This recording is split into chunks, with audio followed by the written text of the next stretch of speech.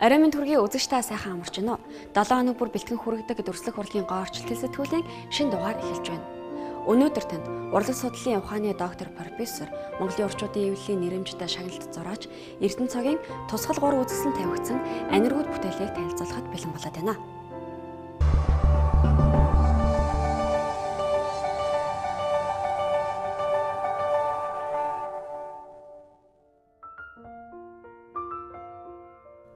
Аниргууд.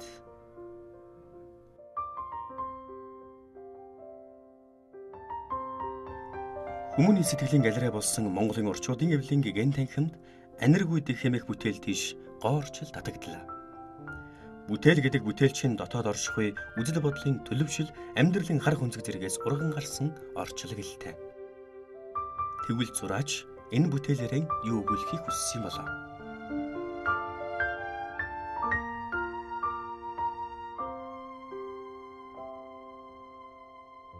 Аниргууд гэдэг нь ямар төстэй бол ерөөсөө аниргуу очиж. Тэр үеийн тусамж гэсэн би чон өөрөө өөртөө өнгөрсөн үетэйгээ чимээ аниргуу хийсэн ярьж байгаа юм.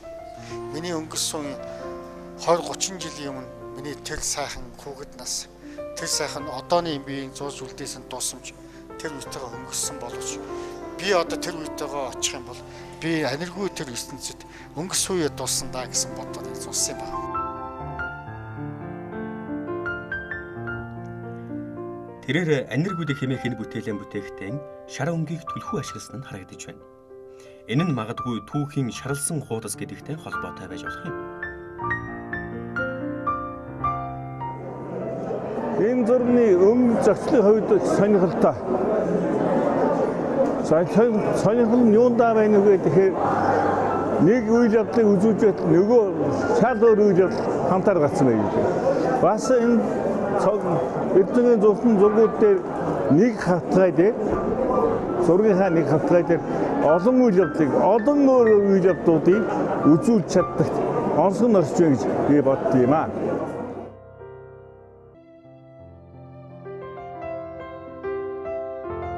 Европын цэрэг мандалтаас эхлээд Оросын социалист хувьсгалын үе 20 дугаар зууны Монгол улсын туулж өнгөрүүлсэн амьдрал, инх цагийн сэхэтний төөрөгдөл, амирсан тулааны баатруудаас их орон элгэн нутаг гээд түүхэнд үлдсэн маш олон үйл явдлууд дараалан нүдэнд харагдаж байна.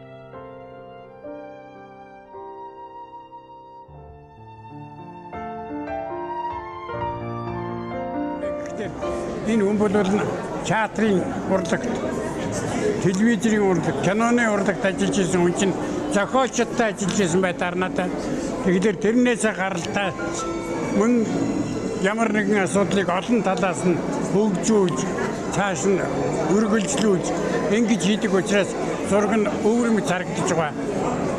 Тал харагдаж байна л да.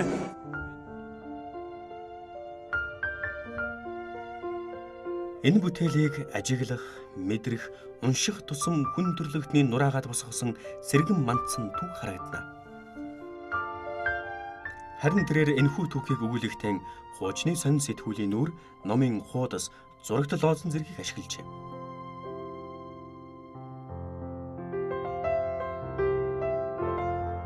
Магадгүй тэрээр өнгөрч одсон түүхийг өөрөөр нь яриулан уран бүтээлээ дүрслэн үлдээх нь түүний бүтээлийн онцлог юм уу гэлтэй.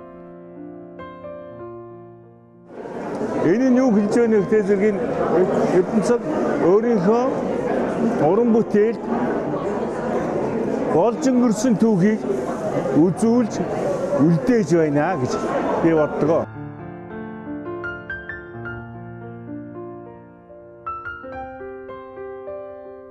Яруу найргийн нэг онцлог нь уншигч шүлгийг хэрхэн ойлгох нь түүний дотоод сэтгэлийн илрэл байдаг.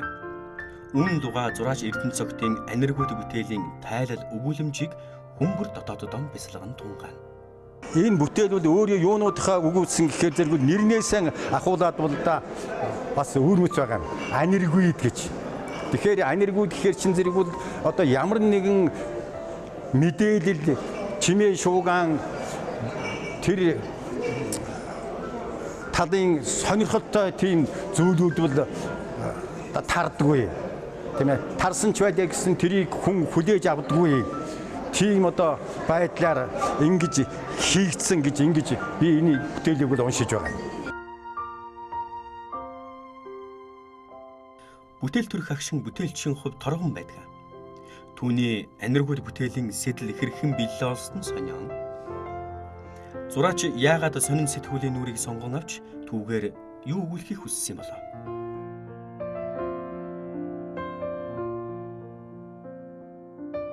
Энэ Эл Грекогийн зураг цаана одоо Тицаны зураг байна. Газар тэнгэрийн холбоо гэдэг нь агуу зураг. Ер нь тэр үед Агниок гэдэг сэтгүүл байсан. Тэр Агниок сэтгүүлийн гол дандаа тэр үеийн сэгэн мандалтай юм уу эсвэл зөвлөлтийн юм уу одоо сошиализм үеийн нэртэй зураачдын бүтээлийг ингэж өнгөтөө нь хэвлэдэг. Бүхлээр бүтээн хэвлэдэг байсан юм. Яг тэгвэл нөгөө тэр Агниок сэтгүүл чинь нөгөө улс төрийн сэтгүүл учраас нийт ард түмэнд гоо шахны босол таашаал олохын тулд дундан зар урлагийн бүтээлийг хавсгадаг юм байсан. Тэгээд тэр үеийн улсууд энэ Агниок сэтгүүлээс тэр гой зуугуудыг ханан дээр нааж гойдог гэсэн баггүй юу? Тэгээд тохиолдол олцсон тэр хан дээр наасан зураг ийм байна. Тэгээд зөвхөн толгойд бол сэтгүүл байна, Агниок сэтгүүл байна, Окторын туяа сэтгүүл байна. За энэ зарим ухуулгын жанастай зарим балкад зураг тууцсны хэсэг байна. Энэ бол тэр үеийн хан дээр наасан, тохиолдол наасан зураг. Тэгэд олон жилийн дараа гандаж ингээд цайраад ингээ байгаа ч гэсэн гэрлийн туяа тусгал бол цаагч байгаа юм л. Тэгэхээр энэ бол ямар нэгэн эргэцүүл нь бол нэг шүмжлэлтэй юм биш юм аа. Ер нь би нэг өнгөрсөн зуунаа шүмжлэх гэж юм зураг байна. Энэ тусаж байгаа нэрхтэн би өөр юм. Эсвэл миний гэр орон ийм нөхцөл амьдарч байлаа. Эсвэл 60-аад оны амьдрал ийм байсан. Тэгэл энийг тусгал ханын тусгалд би өөрөө. Гэхдээ энэ тухайн үеийн би биш одооний би юм байна. Одоо яг тэр ертөнцийн би очоод одоо магадгүй миний амьдарч ийсэн тэр байшин самуун байгаа бол би одоо очоод би одоо ингэж л туснаар хандан тусаад тэр өнгөрсөн амьдралдаа эргүүлэн санаж байгаа ийм уч утгатай ийм зураг юм байна.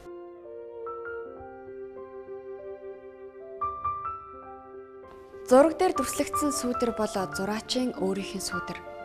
Тэгвэл энэхүү бүтээлийн зохиомжийг уншвал зураач аниргүй орчинд зогсоод өнгөрсөн зууны их түүхээс бүтсэн хааны цаас руу ширтэнэ. Тэгвэл зураач маань энэ их аниргууд энэ их түүхийн хуудасаас юуг эргцүүлэх юм болоо?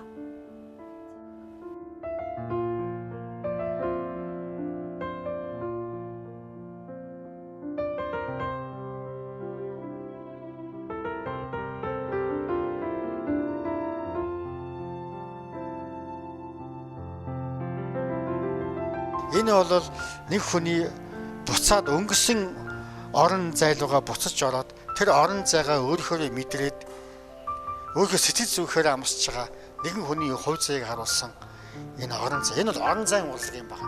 Зургийн хавтгай дээр сүүдэд дотор байгаа хан цусчааг ба.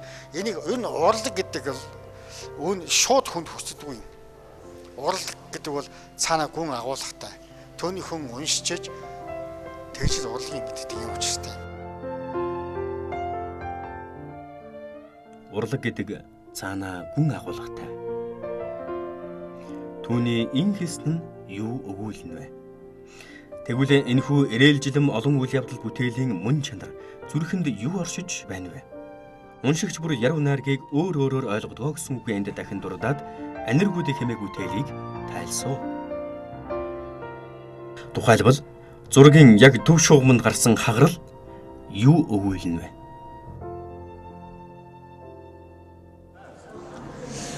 Энэ зургийг нийтэд нь харахад бол энэ дотор бол ерөөсөн энэ нэг ангал маягтай юм уу эсвэл зураг нь хуучраад одоо язраад муудаад одоо ингэсэн юм шиг сэтгэл төрхөөр гэтэл бол зураач зориуд одоо ийм хэлбэр галбирыг гаргаж энэ дээр өнгө бодог тэр одоо хөдөлгөөнөөрөө дамжуулаад энэ зураасны хөдөлгөөнөөрөө дамжуулаад энийг гаргаж өгсөн байгаа. Энийний гол шалтгааныг бол би юу гэж уншиж байна гэхээр зэрэгэл эндээс бол энэ тухайн энэ зурвас үед нардаг юм шиг байгаа боловч энэ бол ерөөсөн цаашдаа оршин тогтох одоо ямар ч боломжгүй болсон ийм одоо нийгмийн нэг зурвас үе байгаа юм аа. Тэгээд энэ хэсэг нь бол хагарсан хэсгийн тэр зураасыг хагархайг дүрсэлж үзүүлэхдээ бас өвөрмөц маягийн тийм хөдөлгөөнүүдийг гаргаж хийж өгсөн байгаа энэ дээрээс бол зүгээр одоо зориудыг цуулаад одоо ингэсэн биш аяндаа тэгээд цаг хугацааны ихээр бүр одоо хуучраад өгөршөөд одоо ингээд цуураад явж байгаа юм шиг ийм одоо төсөл гаргаж өгсөн нь бол бас зураачийн уран сэтгэмжийн нэг онцлог. Нөгөө талаар энэ зураас явж байгаад энэ Брежнев даргын энэ зургийн цаагуур ороод одоо ингээд зарим хэсэг нь бол одоо ингээд хагараад ингээд байж байгаа бол жирээд одоо тэр нь бас нэг бүтэн байдалтайгаар одоо ингэж байж байна шүү дээ. Энэ бол яг гэхээр тухайн үедээ л энэ бол дөнгөжл оршин тогтнож байна. Тэрнээс цаад уг үндэс нь бол ерөөсөө яваргүй байжээ гэсэн энэ санааг бол зураач өөрөө илэрхийлж байгаа ийм зүйл байгаа. Энэ бол тэр тухайн зураачийн одоо уран сэтгэмжийн нэг их одоо гол зүйл нь бол энэ дээр байж байгаа. Өнгөрсөн зууны их өрнөлт амьдралын үнэр ханхих энэ бүтээлийн жижиг хэсэг бүр ямар нэгэн түүхийг шимнэх шиг. Магадгүй зургийн зарим дөрүүд уйлж, зарим нь инээж, бүр эсвэл хашгирч байх шиг. Гэхдээ энэ бүхэн л түүний хувьд жинхэнэ үнэн түүх байж, түүгээрээ бахархан хайрлагатан бүтээлээ төрүүлсэн болов. Өнгөрсөн үе бид ямар ч үд өнгөрсөн хамаагүй түүнийг хайрлах хэрэгтэй. Би л хуучин нийгэм буйнд босолж авсан. Их сургуулийн дээд мэргэжлийн босолж авсан. Би өдий зэгтээ би явж байгаа нь би л социализм л хувьцаа гэж байна. Би энийг устөрчсан маягаар юм уу ямар нэг намд хадж хэлж байгаа юм биш. Би өөрөө сэтгэхдээ илэрхийлж байгаа юм. Бидний туулсан амьдрал гэгээлэг юм. Үнэхээр яг ямар нэгэн амьдралын хувь тавиланд бол хар бараан сүйдэл байх боловч үнэндээ би туулсан Расул Гамзатов Дагестан агуу их яруу нэшилсэн байдаг ш. Өнгөрсөн үеэ гар буудал ирээдүйд чамайг их буугаар боонна гэж. Энэ өнгөрсөн үе. Бид одоо ч гэсэн ирээдүйгээ дархалж байгаа шүү дээ. Би энэ үйлслэнгээ бидний өнөөдрийн үйлс ирээдүйн хувь заяаны үндэс болно гэсэн лоодсон би өөрийнхөө цомог дээр бичсэн байгаа. Энэ юуг харуулж байгааг бол ерөөсөө чи өөрийгөө дархалж байгаа. Бид өөрснийгөө энэ хувь заяаг дархалж байгаа. Бүтээгч өөрөө театрын урлагтай хөл нийлүүлсэн хүн. Тэр утгаараа ч түүний бүтээлүүд цаас хэмээх тайзнаа өнгө будахаар амилсан зохиол шиг. Дүр бүхэн өөрийн үүрэгтэй, байрлагдсан бүхтэй. Тэр бүхнээ үзэгч түмэнд хүрэхээр хичээж байна.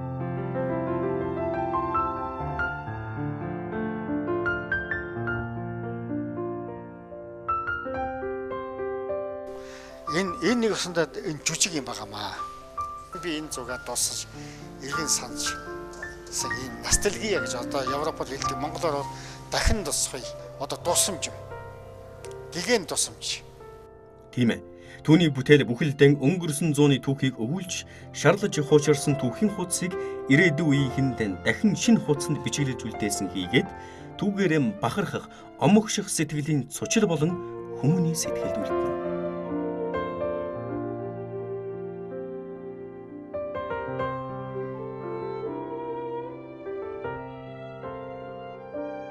Зураачийн биер будгаараа цаасан дээр буусан дөрүүд юуг хэлж, юуг бодож, юуг мэдэж байгааг үзэгч та өөрийн бодлын энергиогоос ирж хаж болох юм. Өнгөрсөн үе гэдэг ностальги буюу гэгэн дурсамж гэсэн уран бүтээлч Эрдэнэ цагийн үгээр бүтээл болонгаа өндөрлөж байна. Үргэлжлүүлээд уран бүтээлчийн ертөнцийг тойлтон төмөөлөнтэйгээ хуваалцдаг бүтээлч болонгийнхаа шинэ хуудсыг нэцгээе.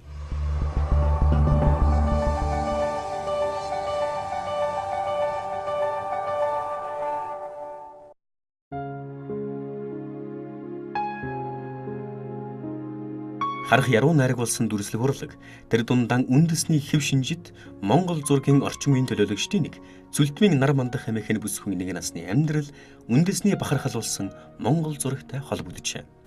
Манай хоёр ах бид гурав ойролцоо 2 насны зөрүүтэй. Тэгээд бид гурав бол жоохноос аавал ерөөс их хайцсан л да. Тийм дүүхий ном тэгэл нуус төвчнээс ахуулаад ном уншиж өгнө. Тэгэл жоохон бахад будаг бэлдэж өгнө. Тэгээд зуруулна. Бид гурав ерөөс хийдэг ажил нь жаахан хүүхдийн болохоор тоглолт ноцтолтол тэгэл гэртэй байх юм бол тэгэл зураг хоёр ах зурглаар чинь би дагад зураал ингээл гуруулаа. Дандаа л зурдаг. Дэрэсхэн өссөн хоёр ахтайхан зураг зурж суусан хоёр салаа гэзэгтэй охин өнөөдөр Монгол зургийн өвийг хадгалан тээж дараагийн үеийнхэндээ түгээн дэлгэрүүлнэ хэмээн төсөөлөж байлаа. Магадгүй түүнийг энэ агуу их урлагтай бурхан тэнгэрч зам нийлүүлсэн байж болох юм аа.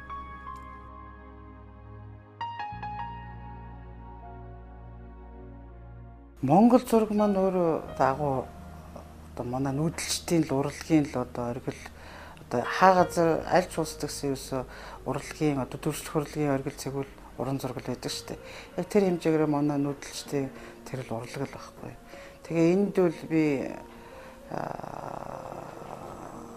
төрөлх хэргийн урлагийн дунд сургууль 71 онд тусгай сургууль болоод тэгээд 16 мэрэгчлэр одоо бэлтгэжлсэн үед тэгэхэд 8 төгсөөд тэр төрөлх урлагийн сургуульд Монгол зургийн анги гэж анхны одоо Монгол зургийн анги бүтэн анги төгсөлт хийсэн.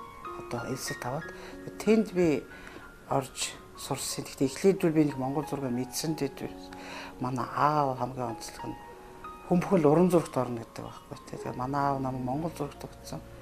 Анхандаа бол бас мэдээд нэг дуртайж байгаагүй. Тэрээр Гедан уугар зэрэг эзэнт гүрний үеийн урлагийг судалж эхэлжээ. Энэ л түүнийг Монгол зургийн урлагийг ойлгож мэдрэх сэдэн болсон гэлтэй. Германд оюутан болж очиод тэгээд орчин үеийн Европын урлагтай танилцсан гутал Монгол зургийнхаа цаад гүн одоо гол юм юу байгаа тий мөн чанар нь юу юм. Тэгэхгүй нэг Монгол зурглаач чинь нэг хавтгаа гээл нэг их гоё гэрэл сүдэр юм их адилхан зураалаад ингээл уран зурагч гоё шүү дээ анхан шатан тий. Тэр юмнууд дурлахаас тэр нэг хөвчих юм шиг шаруухан зураг за тэгэл нэг л бол бурхан зураг тэр бурхан зурхыг бол нэг хоцрогдсон, өнгөрсөн, дээр үеийн тэр үед чи яг л нэг өнгөрснөө хар шар фядал гэл өнгөрсөн юм л муулгаар л одоо ухуулдаг байсан шүү дээ. Тийм учраас дургуул байсаа тэгээд яг зургийнхаа хувьд ямар их шинэлэг цаашдаа ирээдүйтэй тэгээд л судалж эхэлсэн. Тэгээд бас тийч дипломын одоо онлайн диплом гэж хамгаалдаг тэр мэрэнд дандаа энэ судалгааны ажлаар одоо дэлхийн урлагийн дүүх үзүүлэгч судалгааны ажлууд бичнэ л дээ. Түүний урланд тодорхой нэг цаг хугацаанд хоосон газар гинт гарч ирсэн үзэгдэл бус харин түүхийн хөгжлийн урт замыг илээсэн өв соёл уламжлал зан заншлын тухай өгүүлсэн бүтээлүүд байдаг. Би тэр хүмүүсийн тэр онгод гэдэгт их дургу. Ягаад гэвэл хүний одоо энэ ертөнцийн хүн бол төрчөөд хөдөлмөрлөөд тэ одоо нэгсний өөрийгөө бүрэн дайчлаад ингэж гардаг юмыг нэг гинтийн ер бусын юм ингээд цаанаас нь орж ирдэг юм шиг яриад тахлаа би дургу. Энэ юу ягаад гэвэл зураач хүн бол өөрөө боловсрж их юм судална. Зурхийнхаа хэмжээг бүхэл төрлийн юмыг судлаа шүү дээ. Тэгэхээс би өнөөдөр компьютер биш миний толгойд бүх юм ингээд орцсон байж байгаад тэгэл гинт цаанаас нь яг нөгөө нэг файлаа нэгээл гаргаагаад зурчих чадах. Одоо би юу гэдгийг насандаа хонь зураагүй байсан бол өнөөдөр би хонь зурмаар бол судалж л таарна шүү дээ. Гэх мэтлэн зурх гэж байгаа сэдвээсээ бол судалгаа хийн. За тэгээд тэрнийг яаж зурх уу гэж их бясалгаж бодно. Тэгээд одоо нэг 20-30 минутын заримдаа одоо бүтээл гарах тохиолдол би богино хугацаанд хэдэн цагт ч юм уу. Гэхдээ тэрний цаад үндэс ажил хөдөлмөр судалгаа толгоонд бодож явах энэ юмчнууд цаг завгүй байдаг баг. Хэдийч магадгүй өнөөдөр би наргаа чамтай одоо юу гэдгийг дарс шимээ сууж исэн чинь гинт нэг тийм зураг сурмарсагт яг ийм юм зурчмаар юм шиг тэгээд орж ирж болно. А заримдаа бүр ингээд эсхийсэгээл нухаалаад тэгээ ерөөсө болж ихгүй цааш нь тавьчих уу тохиолдол бий. Тийм учраас тэр хүний одоо оюун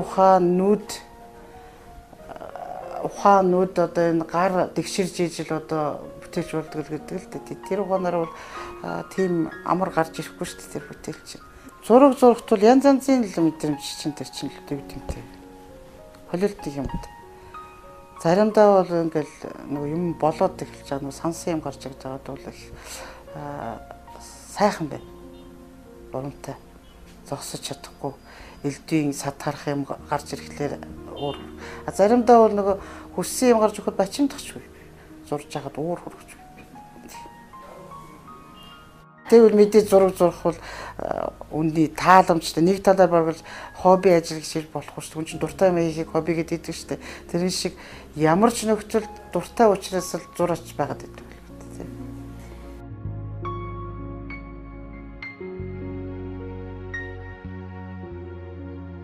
Түүний дүрслэн буулгасан зураг нь ихэвчлэн Монгол ахын ёс зан заншил хүн малын тухай байх боловч зургийн агуулга тэрчигтэн хүн байгалийн харилцааг хийгээд шүтэн барилдлага тэмцэл харагдана.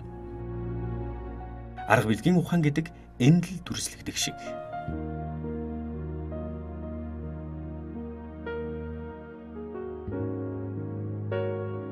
Нөгөө Монгол зураг гэдэг юм дотор маань ерөөсөө энэ бурхан зураг гэдэг харахад хүн өвлөг болсон юмд ч юм чинь тэгээд юм хайж явахгүй ингээд байж ах ёстой юм шиг үлээж авдаг юм байна шүү дээ.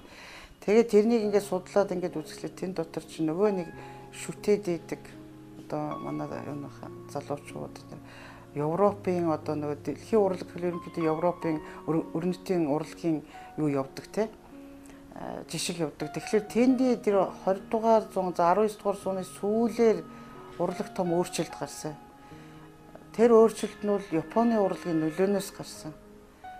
Японтой танилцсанаар тий. Тэгээд тэрнээс хойш урлаг бол ерөөсө тэр чигтээ нөгөө Азийн урлагаас тэгээд Африкийн урлагаас за ялангуяа одоо бол бүр Америк нөгөө индиануудын урлаг, маяачуудын урлаг бүхэл ийм нөгөө хуучин гэсэн өнгөрсөн дээр үе ихлээр нэг хүн сармагчингаас үүснэ гэдэг нэг юу биш үү? Тэрийн шиг эртний хүмүүс гэхлээр нэг жаахан тэнэг мангардуу нэг хоцрогдсон юм сэтгэгээгүй юм шиг байсан юм чинь үгүй юм байна. Бид нар чинь нэг өөрийгөө том болчихлоор хүн нэг юм мэддэг болсон юм шиг тэгж одоо загинжсэн юм байна. Тэр бидний өвөг дээдс чинь ямар их нарийн мэдлэг чадвар юмнуудаа байсан юм бэ? Биднээс өөр мэдрэмжтэй байгаль руугаа гэсэн тэр утгаараа судалдаг байхгүй. Тэгэхээр Монгол зурагт бол тэр их талд юмнууд бол 20 дугаар зуун гэдэг багт чинь бид нар хамаагүй өмнө нь тэр нь байсан юм байна.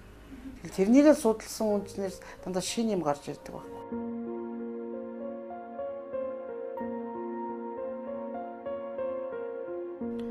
Монгол зургийн урлаг. Монгол турхтны зан заншил, ахуй ёс заншлын тухай өгүүлэх энэ дүрслэх урлагийн төрөл дэлхийд дахинд хүндлэгдэж эхэллээ. Бүтээлч гэж үгүй бол бүтээл гэж үгүй. Бүтээл гэж үгүй бол үндэстэн оршин тогтнох үндэс үгүй хэмээн найргалсан байдаг. Тиймээс түүний бүтээл олон улсын маш олон үзэсгэлэнгүүдэд тавигдж байсан бөгөөд энэ нь Монгол үндэстний нүүр царай болсоор.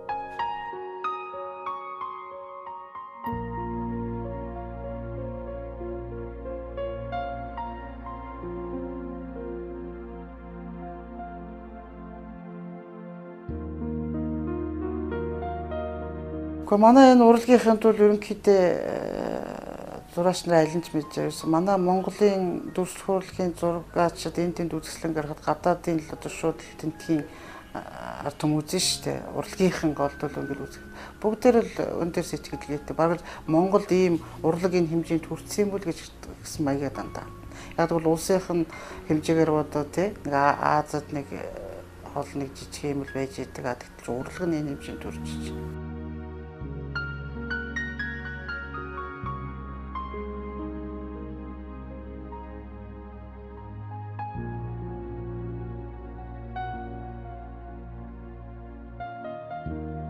Бүтээл нь өөрөө багш болдог дүрслэх урлагийн ертөнцид тэрээр өөрөө багш юм. Соёл урлагийн их сургуулийн дүрслэх урлагийн сургуулийн Монгол зургийн багш тэрээр өнөөдөр урлагийн тэнгэр дүүлэхээр налжигүүрэн өдөлсөн шав нартан эрдэм мэдлэгийн хуваалцаж байна. Би дүрслэх урлагийн сургуульд эхлээд графикийн багш ирсэн. Би тэнцээ Германд бол графикийн сургуульд төгссөн. Тэгээд графикийн хичээл заагаад 1 жил өнгөрчөө тэгээд хүүхдүүдтэй ажиллаж хэцүү шттэ. Яг өөрөө юм хийхэд бол болсон болоог өөрөө их наа нөгөө хүнээр юм хийх гэдэг чинь мэдээж хүүхдлэмжих хүүхэд ямар сайнтай эхний үед одоо манай анхны шавнэр хийдэг таны их юм их уйлуулж ийсэн та. Хичээлээ таслан зуухтаа тоглоом ерөөс тэгээд яхлагч хүн гэр юм заах гээд байхад тэгээд ахлагч одоо гомднох юм уу. Тэгэл уйлдаг байсан юм шиг байна. Одоо ч тэрнийг өөрөө бол мартсан.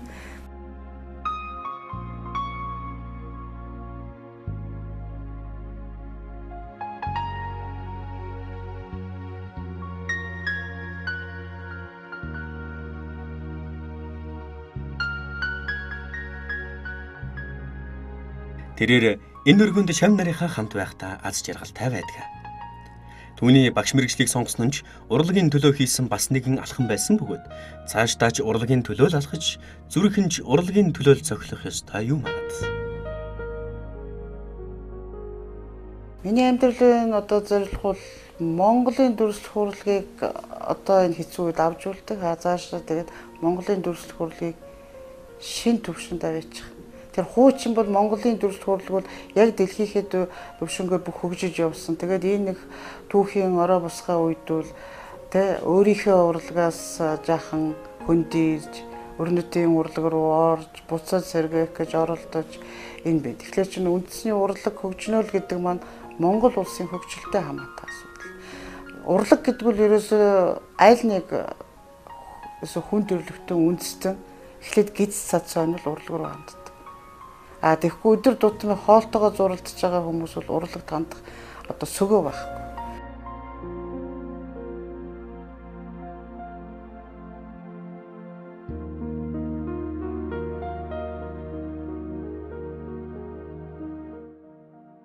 Энэ салбарт зүлбийн нарамдах гэхэд түүнийг танихгүй хүн үгүй. Нэгэсэндээ Монгол зургийн урлагийг өвлөн тээж түүнийг түгээн дэлгэрүүлж байгаа энэ эмэгтэйг өнөөдрийн Монгол зургийн урлагт өрлөг эхэн болж байна уу гэж хэлж болохоор юм а. Монголоор өгүүлсэн зургийн ертөнцид оруулсан зураач Нармантахын хой нэмэр түүхийн хуудаснаа бичигдэж үлдэх нь гарцаагүй. Магадгүй Эрдэнэ цогтын тусгал үзэсгэлэнт түүний хүрэг тавигдчих юм билүү? Ингээд Нармантахын өгүүлэмж энд хүрээд өндөрлөж байна.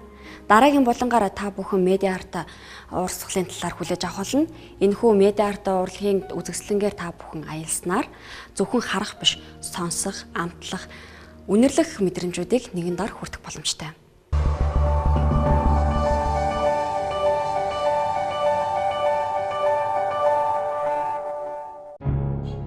Медиа арт. Орчин үеийн дүрслэх урлагийн хамгийн гол хэл хэмээгдэж буй энэ урлаг Монгол улсад хэдийн хөгжлийнхөө замд орж, дизайн паркын хүүхнэр контемпорари төвд болсон зураач Инхтуя Далхочир нарын Эрдэнэ өгүүлэмжийг нээслэгээр нэртэй хүчсэглэн медиа арт урлагийн нэгэн тод жишээ болсон юм а. За энэ сонирхолтой үзлэнгийн нээлтэн дээр ингээд ирсэн байна. Энэ үзлэн дээр бол одоо ерөнхийдөө их олон төрлийн жанруудыг холбосон тийм үзлэн болсон байна л да. Энэ дээр бол фото гэрэл зураг, мөн одоо уран зураг, тэгээд инсталляц, ассамбляж гэдэг янз бүрийн одоо контемпорари урлагийн чиглэлүүдийг хоорондоо хослуулсан тийм үзлэн болсон байна. Тэрнээс гадна бол бас нэг сонин зүйл бол ерөнхийдөө манайх өөрийнхөө эртнийхээ түүх соёлыг бас нэлээд сайн одоо мэдж тэрийг бас хүмүүст бас танилцуулах, орчин үеийн урлагтай бас холбох ийм юм дутагдж байдаг. Тэгээд энэ үзлэн бол бас тэр талаар бол бас нэлээд бас сонин талын тийм алхам гаргаж байгаа мó гэж ийм бодолтой төрж байна. Фото арт, орон зайн урлаг буюу инсталляц, дуу авины урлаг, холимог техниктэй зураг, үйл хөдлөлийн урлагийн хөтөлбөр зэрэг контемпорари урсгалын жанруудыг хослуулсан эрх үзэсгэлэн хуучны түүх домгийг орчин үеийн урсгалтай хослуулснараа онцлогтой. Харин медиа арт урлаг нь өөрөө вебсайт үүссэн үе буюу 1989 онд түүхээ эхэлсэн байдаг. Тэгэхээр энэ медиа урлагт бол хэрэглэгдэх боломжтой нэг их давуу тал нь юу гэж байна вэ гэхээр аль ч үеийн урлагийг ямар ч шинэ боломж нөхцлөөр хүмүүст хүргэх тэр нээлттэй одоо ертөнцийн дандаа байж байгаа их онцлогтой. За энийг одоо ингээд бүтээлийг ингээд харахад хэвлэлийн одоо техникийг ашиглаад принтлсэн ч гэсэн энийг өнөөдөр үзэгчд хүргэхийн тулд нөгөө бидний ярьж байгаа орон зай дотор энийг шинээр бий болгох явдал чухал байгаа. Тийм учраас одоо зургийг зөвхөн нэг талаас нь хардаг биш, бүр дөрвөн талаас нь харах тэр боломж одоо 3D гэж одоо бидний хэлээд байгаа тэр боломж орон зайд шинээр бий болгох. Тийм учраас энэ зургийн ард талд ч гэсэн тэр энэ зургийг одоо тэр даавуу тогсон нуглаасууд нь хүртэл нөгөө урлагийн шин мэдрэмжүүдийг, шин хэлийг үүсгэж байгаа ийм бодтой үзэгдэл юм.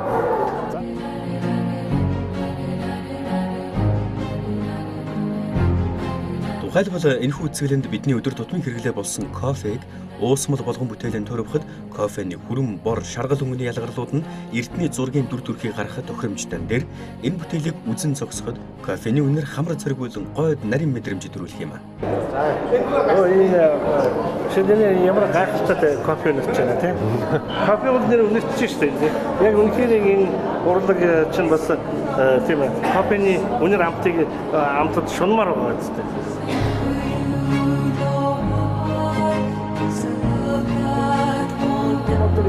эртний үед хүн цосоор зурж байсан бол одоо эд өнөөдрийн бидний ердийн хэрэглэгээ болгож байгаа тэр ууж иддэг юмсаар зураг зурж бол тэр туршилтуудыг хийсэн.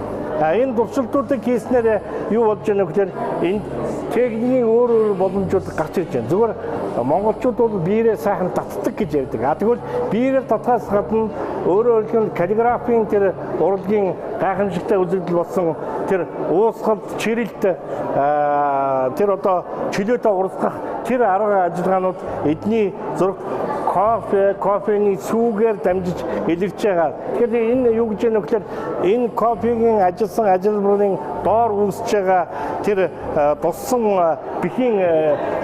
бэхийн дусаа шиг тэр зүйл маань энэ яг тэр кофений үнэрийг бол аромат гэж ярьж байгаа. Тэр үнэрийг үүсгэж байгаараа өөрөөр хэлбэл энэ орчныг бол нэлээд их тийм амьд болгож байгаа. Орчин үеийн үдцэнг бол заавал одоо ингээд биетээр үүсгэх хэрэгтэй гэдэг юм да. Яагаад гэхээр бол энэ зөвхөн одоо хоёр одоо юун дээр биш хоёр хэмжигдэхүүнээр хэмжигдэх биш тийм ээ. Энэ бүтэн орон зайны юм урлаг учраас жишээл одоо кофе үнэртэх те тэр одоо кофе харагдах тэгээ тэр үнэр нь тэр дүрстэйгээ холбогдоод ингээд нэг тодорхой юм ертөнц болж ирж байгаа. Тэгээ энэ дээр болохоор энэ өнөөдөр бид хэрэглэж байгаа энэ материалын ертөнц дотор тийм ээ уугарын энэ дүрсүүд ингээд гинтхэн амлаад ингээд шинээр бүтээгдээд ингээд тойроод ингээд биднийг тойроод ирж байгаа. Тэгэхээр тэр дотор бас ингээд Монгол эмэгтэй хүний дүрс ингээд тэрнтэй ингээд ярилцлага болоод ингээд холбогдоод ирж байгаа нь бол тийм өвөрмөц одоо орчин цагийн тэр нэг одоо утгуунаар гарч ирж байгаа юм да. Тэгэхээр энээр бол ерөнхийдөө маш их тийм шинэ олон шинэ сэсгэний тийм гаргаасаа гэж би хүсэж байна. Ийм одоо орлого бол эргээд хэлэхэд бол уламжлал гэдэг өнөөдөр ямар ойлголттой бид байх ёстой бэ? Ингээд нийгэм ертөнц маш хурдтай ингэж өөрчлөгдөж байхад тийм ээ Монголын уламжлал одоо ямар байдалтай хөгжих ёстой юм? Бид нар уламжлалаа яаж одоо цааш авч явах вэ гэдэг асуудал бол үнэхээр одоо бид нарт тулгарч байгаа асуудал.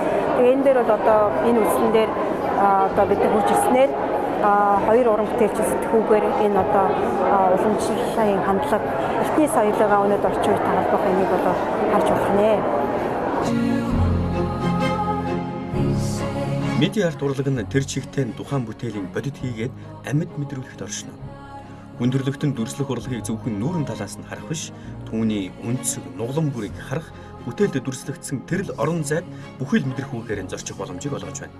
Нэгэсэндэн энэ урлагаар дамжуулан шинэ зууны иргэдийн оюун сэтгэлгээнд дэх өөрчлөлт, ертөнцийг бүхэлд нь танин мэдэх, хүндрэлтний соёлын солилцоо бусад улс орны хил хязгаараар биш, даяарчлалаар хавтгаан орон зайгаар харилцаж байгаа явдал юм.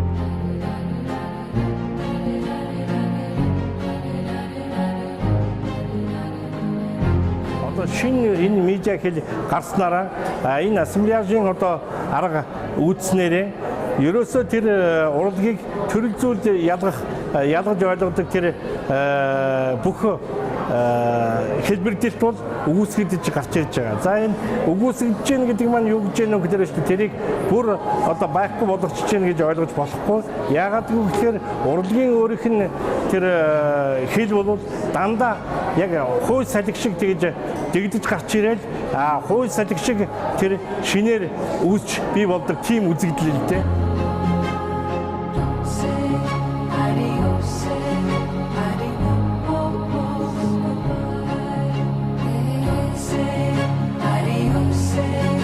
Түүхийгээ түүх болгон дүрслэн зурсан зураач Эрдэнэцог Монголынхон түүхийг өвлөн авч түгээн дэлгэрүүлж яваа зураач Нармандах нарыг урин оролцуулж мөн медиа арт урлагийн орон зайгаар аялуулсан дүрслэх урлагийн гоорчлтын сэтгүүлийн шин дугаар өндөрлөж байна. Ингээд нэвтрүүлгээ харах яруу найраг гэдэг хаач хизээч оршин тогтно гэсэн сайхан үгээр өндөрлөё. Баяртай үзэгчдээ.